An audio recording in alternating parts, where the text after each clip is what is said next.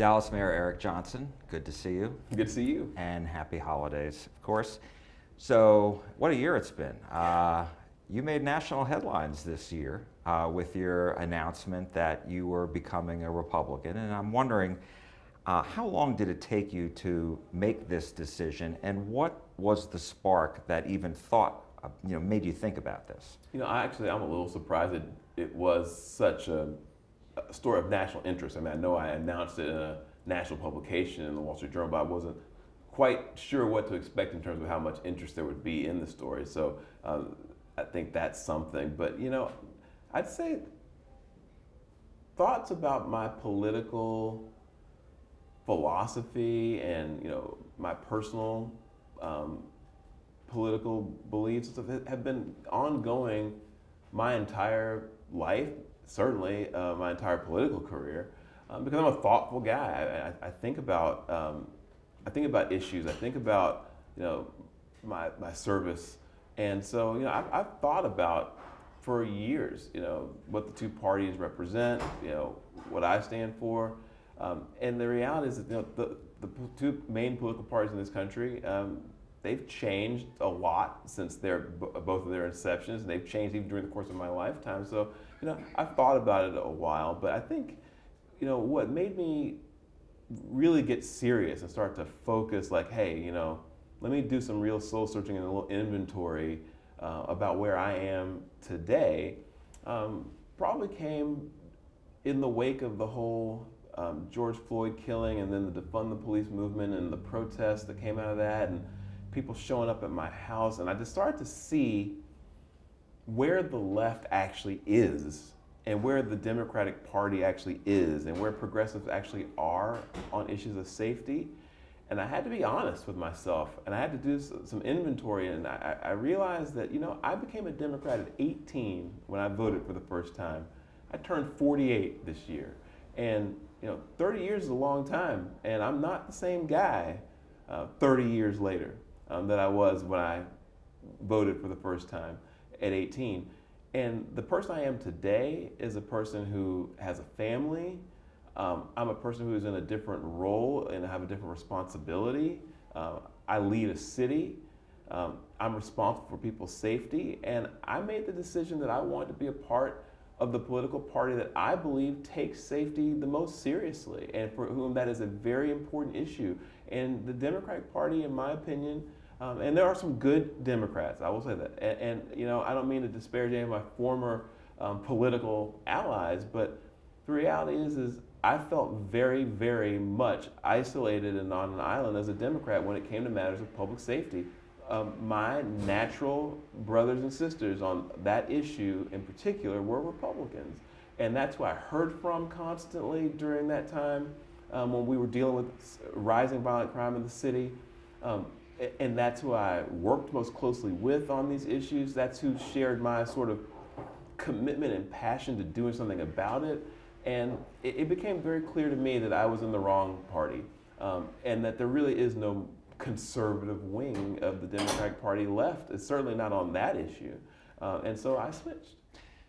Timing-wise, you did it in September, months after you were reelected by obviously a very wide margin.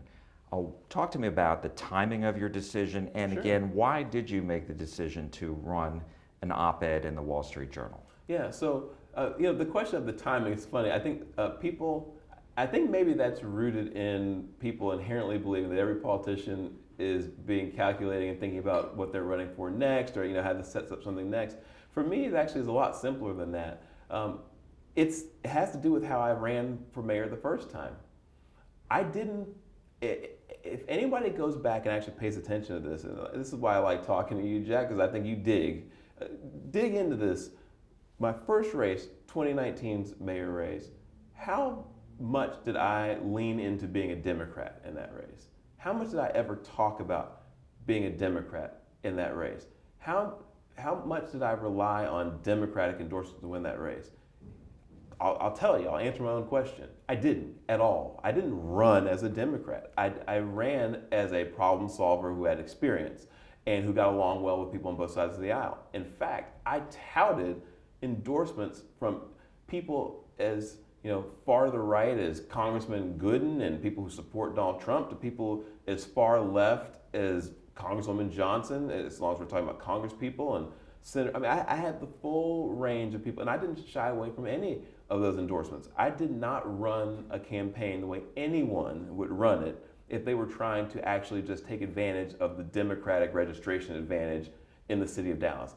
I took money from people who are avowed, known public Republicans and didn't shy away from it, didn't hide it, didn't try to play it down. I ran as exactly what I was, Eric Johnson, who wants to solve problems here at the local level. And I won that race by 12 points. 4 years later, why would I politicize that race in a way that I wasn't willing to do when I ran in 2019, even though the registration advantage was running in my favor? It makes no sense to me anyone would think that I would change up how I ran for mayor. So I ran for mayor, which in Dallas is a nonpartisan race, in a nonpartisan fashion, and was reelected with 98.7% of the vote. I'd like to believe that someone who won a race with 98.7% of the vote had support from people on both sides of the political aisle turning out to vote for them. So when I did make the announcement, I made it because here's just the brass tacks of it. I'm going to have to vote in a primary in March.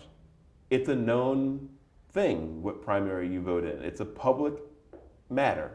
And there's zero chance I was going to create some news story for some enterprising reporter that I voted in a Republican primary and thought I could get away with it and that no one would notice.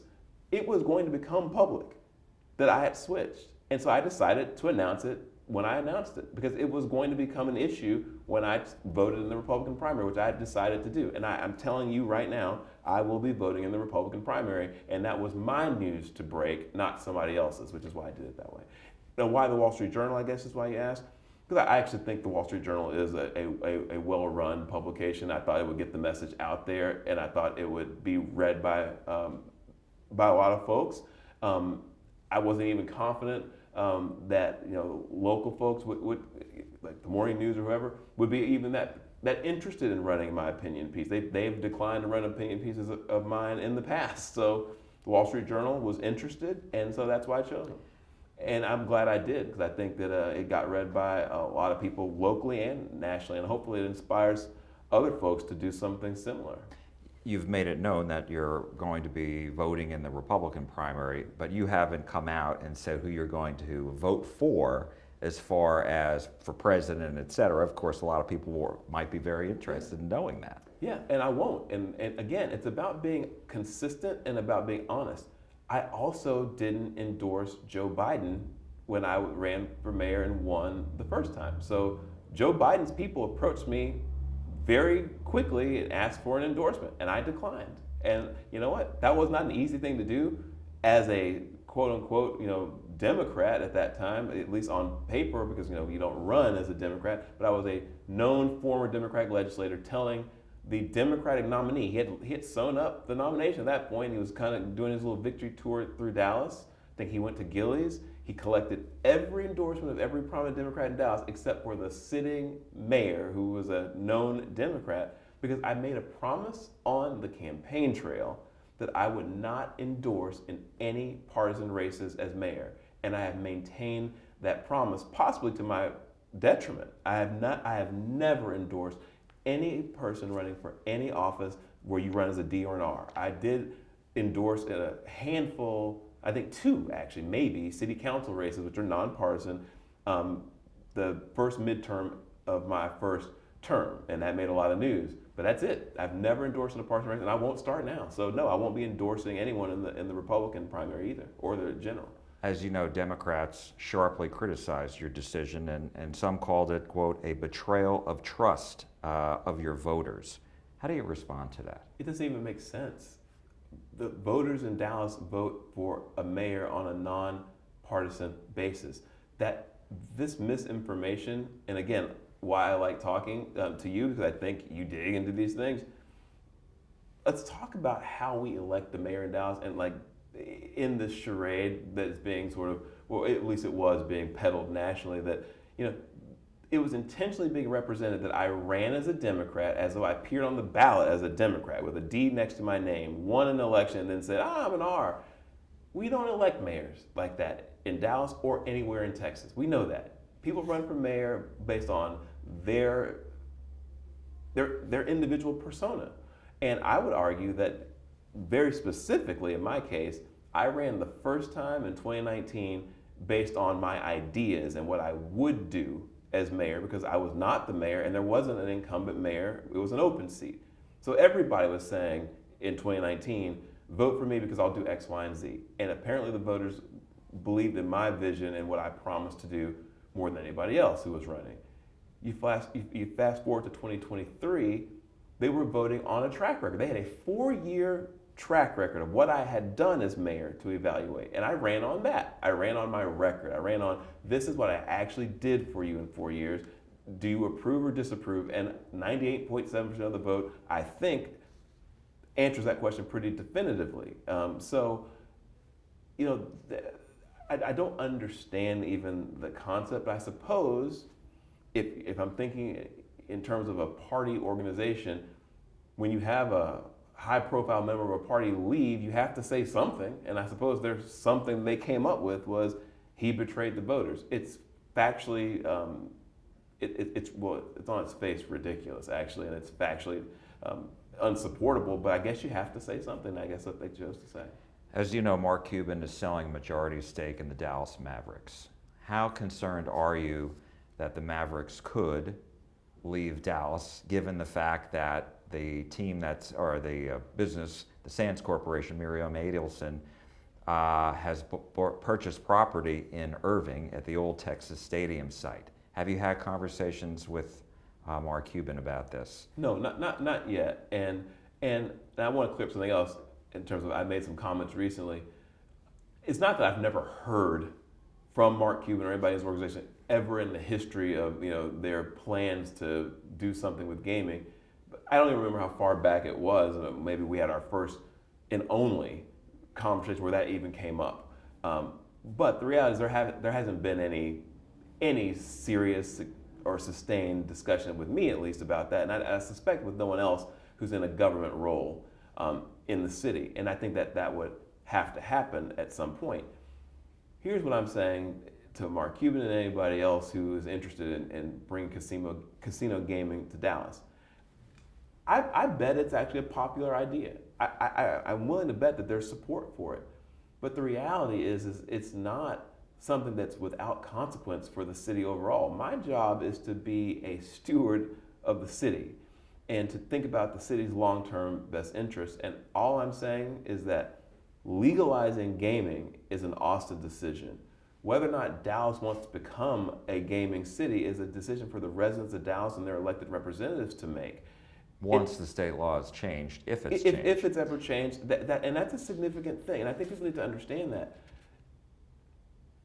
It will change the nature, if it's done on the scale that sounds like it's being contemplated, it will change the nature of the city to be a full-blown casino destination city. That's not what we are now. And people would have to have a conversation about if that's what we want to be. And if it is what we want to be, where would that use take place? Because land isn't fungible, meaning wherever you put it, you're displacing some other use. We're having conversations all the time about the need for more housing, we want to see all kinds of economic development in this city. It would displace some other uses, and that's just a conversation that needs to happen. I don't mean by any stretch to suggest that it would be viewed unfavorably by anybody or presuppose where anybody would come down on it, but it is a local land use, zoning, and economic development question that the city of Dallas would have to weigh in on. Am I concerned that they would move someplace else? Well, I would hope not. I think Mark Cuban has actually flat out said he would never do it, and I take him at his word. I mean, I think he's an honorable guy, and I hope that he would keep his word on that. They are the Dallas Mavericks, and I would hope that they would stay in Dallas. But as you know, I mean, there are teams that have Dallas in the name that don't play in the city of Dallas. Wish they did, but they don't. Well, and I asked we because hope they didn't join them. Well, I asked because you formed a committee, Yeah. a council committee specifically on the issue of sports, of retaining teams. Yep. So Attracting and retaining. So I ask in that context. Yeah, absolutely. And it's a great question. And that's why the committee was formed, to have some foresight. And by the way, at that time, it was really purely obviously there was no discussion of the sale of the team to these gaming interests at that time. Right. That was more about the lease on the American Airlines Center is coming up, and we got to talk about what we're doing with these teams anyway. And it was just a pure venue discussion based on the needs of the team. Now it's a venue discussion combined with a casino gaming discussion, and it's getting interesting and complicated, but it's fun.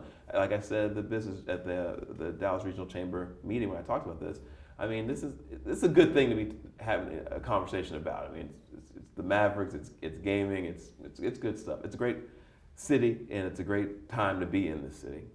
Property tax relief. You said property taxes are too high, and you want to cut taxes. Do you have a number in mind? Well, yeah, the no new revenue rate at a minimum is where we need to be. I mean, and I'll tell people what that means. It's a legal term that the legislature came up with to describe the tax rate that would keep your spending flat from the previous year. I'm just saying, no more growth in the city budget for a while. Can we? Here's the fundamental question that the city council seems to struggle with answering, at least some members of it. I have a few that are with me on this. Is it not possible that we could run the city of Dallas government next year on the same amount of money that we ran it on last year, or even less possibly? Are we really seriously suggesting that somehow magically the amount of money that we are spending is exactly how much we should be spending? Or could it be that we're spending more than we should because we haven't found inefficiencies, or we haven't gotten rid of programs that don't work? To me, I've been around that building enough to know that I'm being somewhat facetious and pretending like I don't know the answer. The answer is there is significant inefficiency and significant numbers of things that we do that, frankly, somebody else could do better and at a lower cost and more efficiently, and we should let them do it. Like, let's not crowd out every nonprofit and for-profit entity in the city that would like to be doing some of these things, but won't because we're doing it. That's just the bottom line. We just need to shift some of these things back either to the private sector, to nonprofits, or one of the other myriad levels of government that have their own budgets to do some of these exact things that we're doing. Parks. Yes. You've advocated for parks in a very big way. Obviously, right now, the bond program is being discussed, debated, the next bond program. And I'm wondering, because you've been such a big advocate for parks, the more parks that are created, obviously there needs to be a budget to keep those parks up. Yeah. Can the city afford that? Well, I'm not trying to replace the expertise of John Jenkins, who's the director of the park department, or the president of the park board, Arun Agarwal, or Garrett Boone, who's the greening czar, or any of the people who are really in the weeds on our park system in terms of this. I'm not suggesting that we should be expanding the system at the expense of maintenance of the existing system. The system needs to grow and expand, but it needs to grow and expand intelligently. It needs to grow and expand only in ways that we can sustain. It needs to add into whatever we're doing with tax dollars, matches, which we have on the table all the time from the private sector. There are people right now who are willing to give us tens of millions of dollars to do certain things if we will commit certain parts of the bond program to parks. And I think we need to secure those contributions. But 100% right. We need to grow the system in a way that we can sustain and that we can maintain. There's nothing worse than a poorly maintained park or recreation facility, because it becomes an attractive nuisance for, it becomes dangerous, a place for crime, violence, that type of thing. So we need to grow our park system. We need to green the city for a myriad reasons. Environmental is just one of them, sort of tamping down the heat effect, cooling the city down, but also giving people more access to parks. We are not where we'd like to be in terms of having everyone be within a 10-minute walk of a park or trail. So we need some more, but we need to do that in a balanced way where we also are maintaining the system. So the reason I'm so serious about the parks thing, though, Jack, and why it's so important is I've never seen anything like it. I've been doing public policy for, it's getting up there. We're closing in on 14 years or so of making policy, studying at the master's degree level. Like I've been taking policy making seriously. It's not often that you find a policy solution that gives you such a high return on investment in terms of all the things that it does and how few negative things that it brings with it. A park is just a win-win-win situation. We've seen when they're done right that they make communities more vibrant, they give people a place to gather, they give children a safe place to play, they have educational aspects, they have economic development benefits. People want to build near parks. It's been seen all across the country. We see it in Dallas with Clyde Warren and others, and there's a reason for it. Because at that point, you literally minimize the development risk of a nuisance being put there. Once a park is in place, you've preserved the view, you've preserved the use of that land. You're not going to get some self-storage facility there or something that people don't necessarily want to look at. You're going to have beautiful view preserved, forever if you put a park in a certain location. So developers want to develop near them. The spillover effects we've seen from Clyde Warren have been incredible. We're going to have those same types of effects over at the zoo with the park there, the Southern Gateway. How's that coming along? We just had another ground making to celebrate the fact that we've gotten the state funds that we need to move on to the next phase of construction, and so that's moving along according to schedule. Private money is being raised to match with the public money we've been putting into that, and that we've gotten from the state and from local sources. So I called it this really is the golden era of parks for the city of Dallas right now. But there's a reason, and it's because you get so many benefits from that investment. And maybe the last thing I'll say about it is it's something we actually know how to do. That's a big part of my whole, being conservative about how we approach government. The goal is not to grow government as big as you possibly can, take on every possible challenge you can, whether you are effective at it or not. It's to be good at these things that you do with taxpayer money. We're good at parks. We actually know what we're doing. We develop parks well. Our park system is excellent. We have great amenities in our park system. We need to lean in on that and not start doing things that we have a terrible track record of doing that we've never done before, like putting $200 million into housing to do what no one can really tell me what. I mean, that's just not smart. So that's why I want us to put money into parks and into infrastructure and into public safety more than anything else. Last topic, city charter review going on right now. Yeah. One proposal is to move city elections from May to November. What do you think about that? Where are you on that? And then what about any thoughts on whether a term for mayor and for city council should change? And what about the city becoming a strong mayor city? I'm gonna let the review commission do their work, and I feel like anything I say will inevitably, whether we like it or not, put pressure one way or the other on the committee to evaluate something that they maybe weren't, or not evaluate something that they were. I want to let them do their work because we're gonna get to weigh in on it as a council. But I'll indulge you a little bit on this and say, moving the election, if we're talking about moving from May to November of an odd numbered year anyway, and Yes, staying it would be an odd in number, an odd numbered year, that gives me less heartburn than doing it in an even numbered year, because what I'd be trying to avoid would be excessive.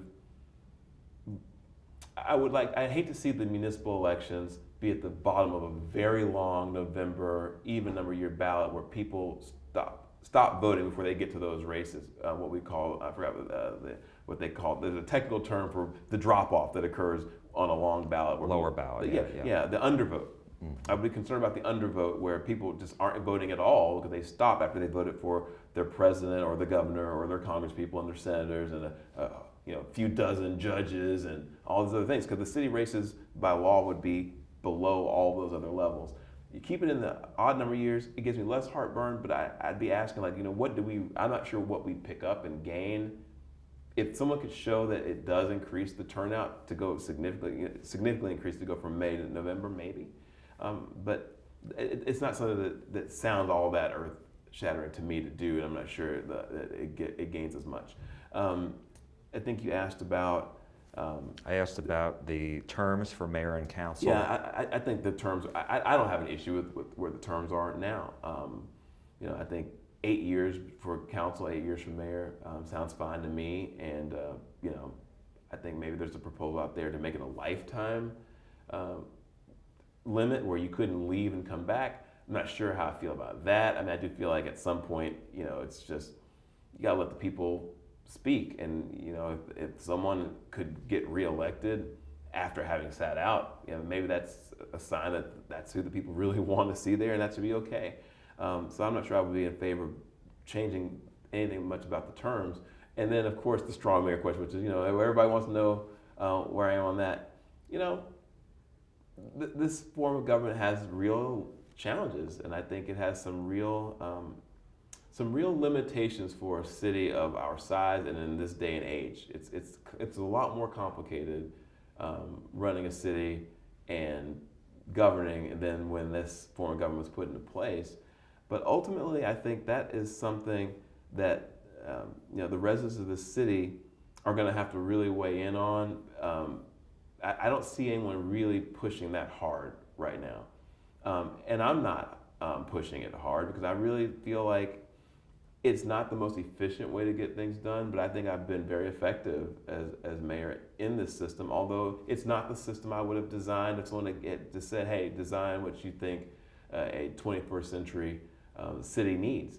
But at the end of the day, I don't know that a sitting mayor pushing hard one way or the other is all that helpful. I think we need to let the commission do its work, let the public weigh in, and then let the council weigh in. And then, after I've seen and heard more, maybe I'll have more to say about it. But, Dallas is going to be all right either way. Dallas Mayor Eric Johnson, thank you so much. We appreciate it. Thank you, Jack. Happy holidays. Happy holidays to you as well. Thank you. Thank you. I Appreciate really it. enjoyed it.